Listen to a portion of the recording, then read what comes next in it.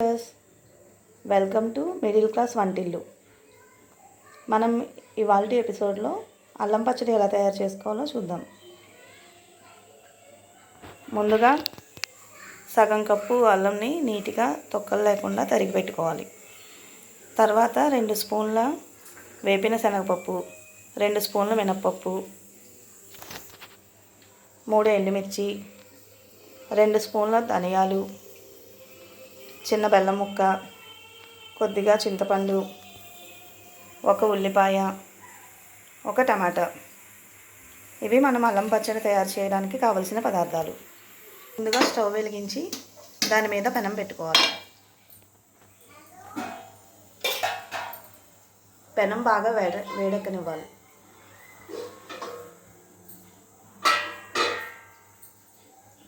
బాగా వేడెక్కిన తర్వాత 2 స్పూన్ల నూనె వేయాలి.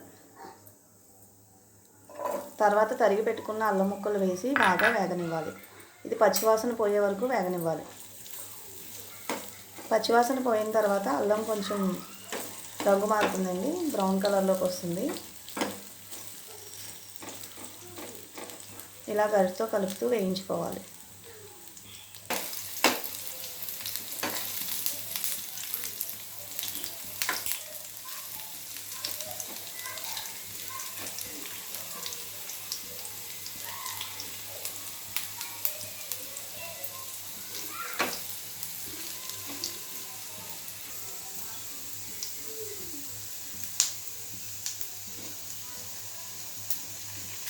అల్లం ముక్కలు బాగా వేగిన తర్వాత గిన్నెలోకి తీసుకొని పక్కన పెట్టుకోవాలి.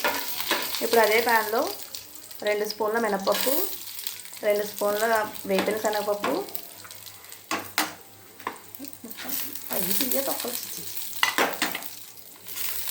ఎండుమిర్చి వేసి బాగా కలపాలి. అందులోనే 2 స్పూన్ల ధనియాలు వేసి బాగా వేగనివ్వాలి.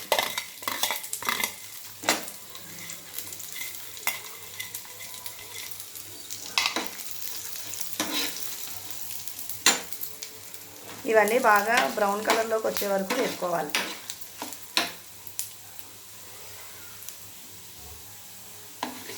ఇవి వేగిన తర్వాత మంచి సువాసన వస్తుంది.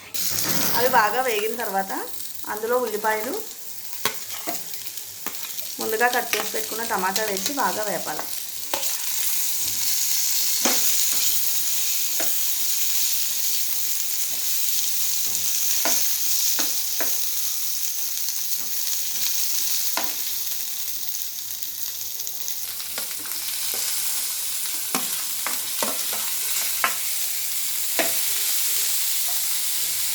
ఇవన్నీ బాగా వేగనిచ్చే వరకు మూత పెట్టి స్టవ్ సిమ్లో పెట్టుకొని మూత పెట్టి వేగనివ్వాలి. కొంతసేపు మగ్గనివ్వాలి.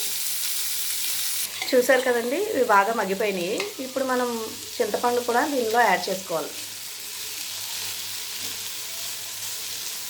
కొంచెం సేపు ఈ చింతపండుని కూడా మగ్గనివ్వాలి. ఇలా అన్నీ మగ్గిన తర్వాత స్టవ్ ఆఫ్ చేసుకోవాలి.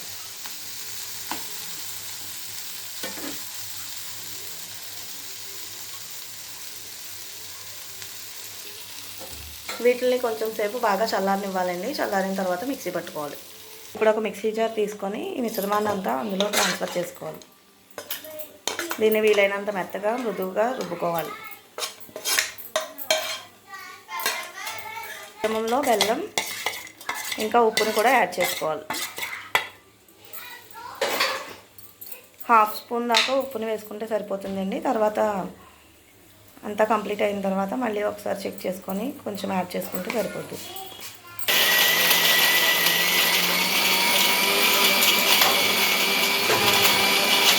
ఈ విధంగా చేసిన అల్లం పచ్చడిని మిక్సీ గిన్నెలోంచి వేరే గిన్నెలోకి ట్రాన్స్ఫర్ చేసుకోవాలి. చూసారు కదండి, అల్లం పచ్చడి ఇలాగా చాలా స్మూత్గా బాగా వస్తుంది. మీకు హోటల్ స్టైల్లో చేసినట్టే వస్తుంది. టేస్ట్ కూడా చాలా బాగుంటుంది. ఈ వీడియో మీకు నచ్చినట్లయితే షేర్ చేయండి, లైక్ చేయండి, సబ్స్క్రైబ్ చేయండి. Thank you.